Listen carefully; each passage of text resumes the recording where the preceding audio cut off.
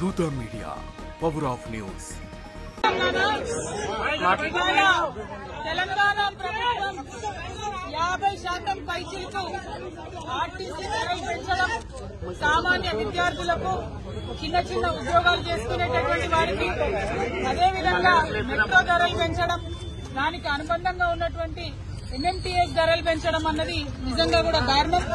ఎందుకంటే ఆదాయ మార్గాలను పెంచుతామని చెప్పి, ఉద్యోగాలు ఇస్తామని చెప్పి, అనేక కళ్ళబొల్లి మాటలు చెప్పి అధికారంలోకి వచ్చి 18 నెలలైనా కూడా ఆ కార్యక్రమాలు ఏం చేయకుండా కేవలం ఇప్పుడు మళ్లీ సామాన్య ప్రజల మీద భారం వేస్తూ ధరలు పెంచడాన్ని మేము చాలా తీవ్రంగా ఖండిస్తా ఉన్నాం.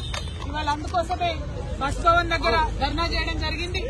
ధర్నా చేసిన ప్రతిసారి మమ్మల్ని అరెస్ట్ చేయడం కాదు, ఈ ప్రభుత్వానికి, ముఖ్యమంత్రి గారికి మేము డిమాండ్ చేస్తా ఉన్నాం, మీరు ప్రజల ఆదాయ మార్గాల్ని పెంచండి, ఆర్టీసీని కాపాడేటటువంటి ప్రయత్నం చేయండి. ఇంతకుముందు కేసీఆర్ గారు ఆర్టీసీకి ఎట్లయితే ప్రభుత్వం నుంచి నిధులిచ్చి కాపాడిందో అట్లా చేయండి తప్పితే మీరు సామాన్య ప్రజల మీద భారం వేసి ఆర్టీసీకి ఆదాయాన్ని పెంచేటటువంటి కార్యక్రమాలు చేయడం శుద్ధ దండగా. దీనివల్ల ఆర్టీసీకి లాభం లేదు, ప్రజల మీద భారం పడుతుంది, ఇబ్బంది పడతారు.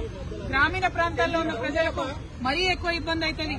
ఇప్పటికే మహిళలకు ఇబ్బంది అవుతుంది, బస్సులు ఎక్కే పరిస్థితి లేదు, మగవాళ్లు టికెట్ కొనుక్కున్నా కూడా నిలబడే పరిస్థితి లేదు, కూర్చునే పరిస్థితి లేదు, నిలబడే ప్రయాణం చేయాల్సినటువంటి పరిస్థితి ఉంది.